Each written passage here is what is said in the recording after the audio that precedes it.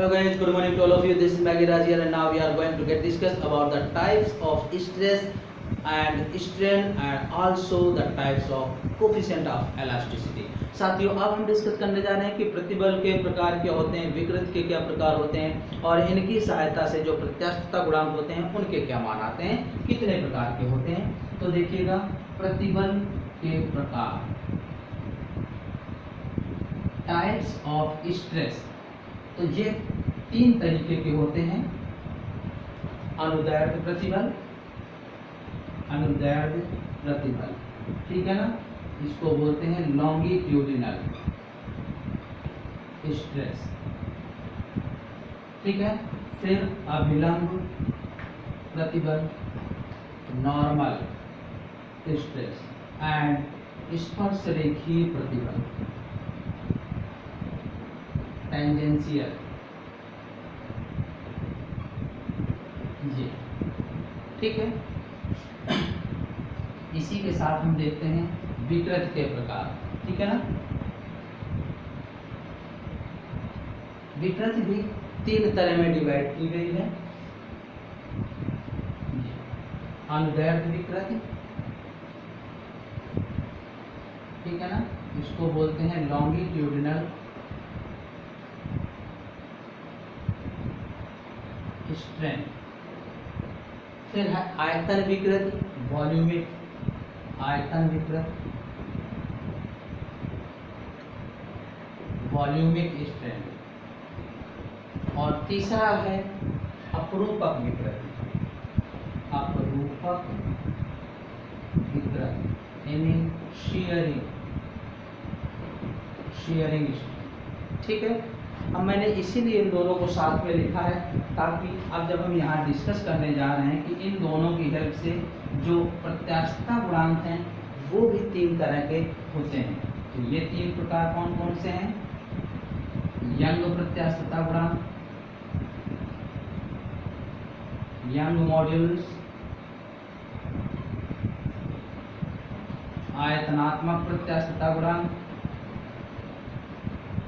इसको बोलते हैं बल्क मॉडुलस, और दृढ़ता प्रत्यास्थता गुणांक,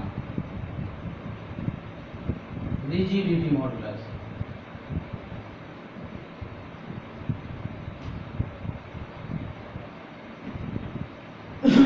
देखिएगा, ये जिस सीक्वेंस में लिखे हैं आप इनको इसी सीक्वेंस में लर्न करिएगा, इसलिए कि ऐसा करने से आपको सारी चीज़ें इजीली आ जाएंगी। जैसे पहले नंबर पर ये है, दूसरे पर ये, तीसरे पर ये, पहले नंबर पर, दूसरे नंबर पर, तीसरे नंबर पर, और फर्स्ट, सेकंड एंड थर्ड, ऐसे हम इसी सीक्वेंस में। देखिएगा, प्रत्यास्थता गुणांक हमने डिस्कस किया था कि ये प्रतिबल और विकृति का अनुपात होता है, ठीक है ना। तो यहाँ पर भी ऐसा ही होगा, लेकिन जैसे यंग प्रत्यास्थता गुणांक, इसको हम y से डिनोट करते हैं, इसको हम b से, और इसको हम ईटा से डिनोट करते हैं। तो यंग प्रत्यास्थता गुणांक होता है अनुदैर्ध्य प्रतिबल और अनुदैर्ध्य विकृत के अनुपात को यंग प्रत्यास्थता गुणांक कहते हैं। दूसरा आयतनात्मक प्रत्यास्थता गुणांक, अभिलंब प्रतिबल और आयतनात्मक विकृति के अनुपात को आयतनात्मक प्रत्यास्थता गुणांक कहते हैं। इसी तरीके से स्पर्शरेखीय प्रतिबल और अपरूपक विकृत के अनुपात को दृढ़ता प्रत्यास्थता गुणांक कहते हैं। देखिएगा, पहले नंबर का प्रतिबल और पहले नंबर की विकृति बराबर है पहले नंबर का प्रत्यास्थता गुणांक। तो एक सीक्वेंस आ गया आपको सिंपली ऐसे, दूसरे नंबर का प्रतिबल, दूसरे नंबर की विकृति का अनुपात, दूसरे नंबर का प्रत्यास्थता गुणांक। तो सिंपली ऐसे आप लर्न भी कर पाएंगे इसे। तो देखिए, first one, young modulus, the ratio of longitudinal stress and longitudinal strain is called young modulus. The ratio of normal stress and volaemic strain is called bulk modulus, and the ratio of tangential stress and shearing strain is called rigidity modulus. Okay, तो अब हम इनकी sequence से value note कर देते हैं।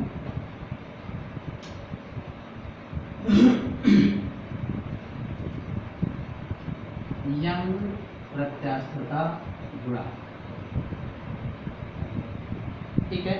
तो ये हो जाएगा y equal to longitudinal stress upon longitudinal strain, longitudinal stress and longitudinal strain का जो रेशियो है, यानी अनुदैर्ध्य प्रतिबल और अनुदैर्ध्य विकृति का जो अनुपात है उसे यंग प्रत्यास्थता गुणांक है। ठीक है ना। जैसे ये कोई वायर है, इस तरीके से इसकी इनिशियल लेंथ L है, जब हम इसमें कुछ भार लटका दिया तो इसकी लेंथ में कुछ प्रसार हुआ और वो डेल्टा L हुआ, ये mg भार लटकाने से, और इसका ये पोर्शन है r, या इसका एरिया लिख सकते हैं पाई r स्क्वायर।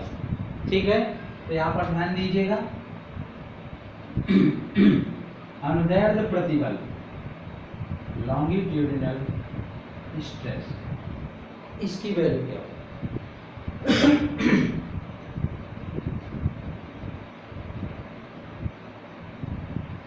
ये F बाई A होता है या mg upon pi r square, इतना होगा। ठीक है ना।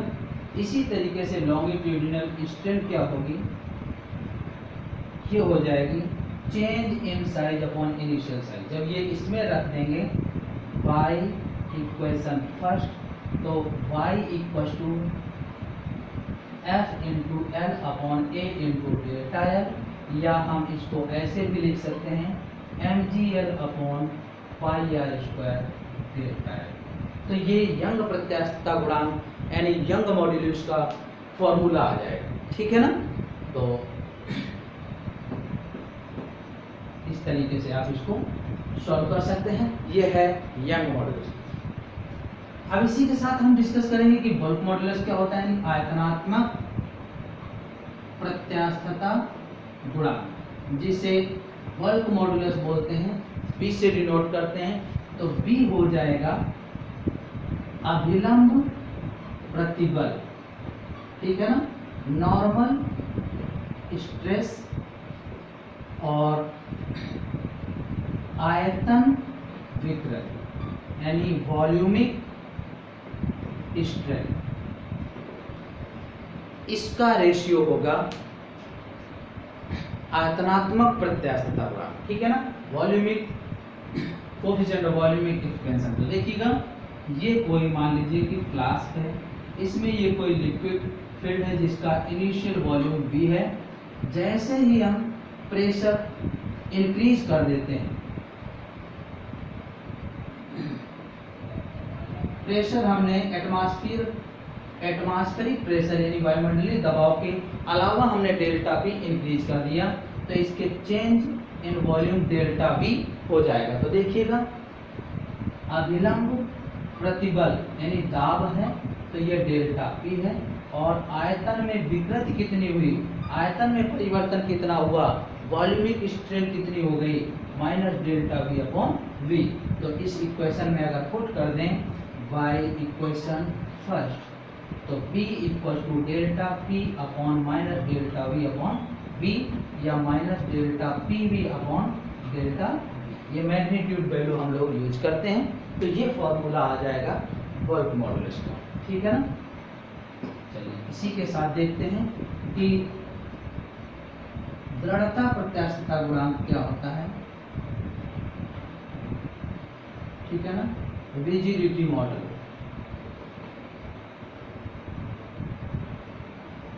रिजिडिटी मॉड्यूलस क्या होता है, तो ये है ईटा equal to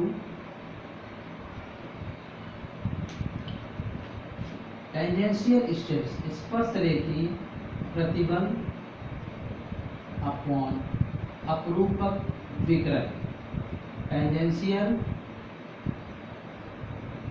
stress upon shearing strain, ये है। ठीक है ना। इसको हम फर्स्ट इक्वेशन मान लेते हैं। अब देखिएगा, जैसे ये कोई क्यूब है, घन है, इसको हम अपर सरफेस जिसका एरिया मान लेते हैं कि A है, और इस पे हमने टच करते हुए फोर्स लगाया F, स्पर्शरेखीय बल। तो इसकी हर एक साइड में कुछ ना कुछ चेंज आ जाएगा, ये आगे की तरफ बेंड हो जाएगी, ये थीटा, ये आ जाएगा। तो ये चेंज हुआ, यानी ये कह सकते हैं कि स्पर्श रेखीय प्रतिबल का मान जो है वो तो है F/A, और अपरूपक विकृति का जो मान है वो है थीटा। तो y equation first, eta equal to F/A और पूरे के अपॉन में थीटा, तो eta equal to F/A into theta, ये हो जाएगा। ठीक है ना, ये जड़ता प्रत्यास्थता गुणांक इसकी वैल्यू है। क्लियर? अब हम यहाँ पर डिस्कस करेंगे कि इलास्टिक पोटेंशियल एनर्जी क्या होती है और किसी वायर को खींचने में फोर्स कितना वर्क करता है। तो देखिएगा, प्रत्यास्थ स्थितिज ऊर्जा, इलास्टिक पोटेंशियल एनर्जी,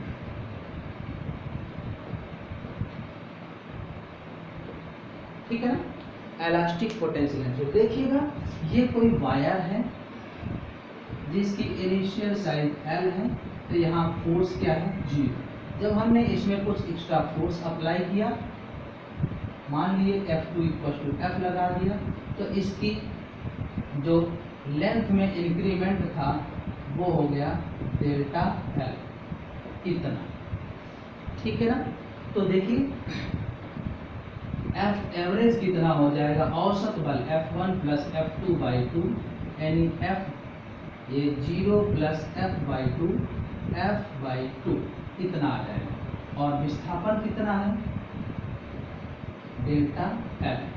ठीक है ना, तो कार्य के रूप में ही स्थितिज ऊर्जा होगी इलास्टिक पोटेंशियल एनर्जी, यानी प्रत्यास्थ, तो F एवरेज इंटू विस्थापन, यही होगा F/2 इंटू डेल्टा L। तो ध्यान रखिएगा, इलास्टिक पोटेंशियल एनर्जी के रियल वैल्यू ये है F/2 इंटू डेल्टा L। अब देखते हैं हम इसी फॉर्मूले को आगे सॉल्व करते हैं। U इलास्टिक है F डेल्टा L/2। अब अगर हम इसमें F into delta L into AL/AL, इससे वॉल्यूम से मल्टीप्लाई कर दिया और वॉल्यूम से डिवाइड कर दिया, तो ये फॉर्मूला बन जाएगा U elastic equal to 1/2 F/A प्रतिबल, ये हो जाएगी विकृत स्ट्रेस स्ट्रेन, और ये है आयतन। तो ध्यान रखिएगा, एकांक आयतन पर यूनिट वॉल्यूम में कितनी हो जाएगी प्रत्यास्थ स्थितिज ऊर्जा elastic potential energy per unit volume में 1/2 प्रतिबल स्ट्रेस इंटू स्ट्रेन विकृत। ठीक है, अब देखिएगा, ये होता है y इक्वल टू प्रतिबल अपॉन विकृत, तो इसके हिसाब से ये फॉर्मूला बन जाएगा 1/2, प्रतिबल की जगह लिखेंगे तो y इंटू विकृत लिखेंगे, और विकृत में विकृत का स्क्वायर हो जाएगा, ये हो जाएगा। या U इलास्टिक हम लिख सकते हैं 1/2 इंटू प्रतिबल इंटू विकृत का मान निकालिए तो प्रतिबल बटे y आ जाएगा। तो इतने सारे फॉर्मूले आ जाएंगे प्रत्यास्थ स्थितिज ऊर्जा, यानी इलास्टिक पोटेंशियल एनर्जी। अब देखते हैं कि खींचे तार को ठंडा करने पर आरोपित बल, मतलब कहने का कोई भी स्ट्रेचिंग वायर, स्ट्रेच्ड वायर है, उसमें कितना फोर्स वर्क करेगा जब इसको हम किसी टेम्परेचर तक कूल करें, ठंडा करें। तो देखिएगा, ये कोई वायर है जिसकी लेंथ है L, और जब हम इसको डेल्टा T डिग्री सेल्सियस तक ठंडा करते हैं तो ये लंबाई में सिकुड़ता है, इतना आ गया। तो मान लेते हैं कि इसकी लंबाई में डेल्टा L का प्रसार हुआ, कमी आई। ठीक है, और यहाँ पर कैसा एक्सपेंशन हुआ है, प्रसार, ये रेखीय है, इसको बोलते हैं एक्सपेंशन, और ये एक्सपेंशन है लीनियर। ठीक है ना, तो लीनियर एक्सपेंशन बनेगा। अब लीनियर एक्सपेंशन के लिए हम क्या जानते हैं कि लीनियर एक्सपेंशन यानी रेखीय प्रसार गुणांक delta L upon L into delta T, तो delta L upon L alpha delta T, और ये होती है विकृति, स्ट्रेन बोलते हैं। तो जब हम इसकी वैल्यू इसमें पुट करेंगे y इक्वल टू प्रतिबल अपॉन विकृति या प्रतिबल इक्वल टू y इंटू विकृति, तो ये है f बटे a और विकृति है अल्फा डेल्टा t, तो f equal to y a alpha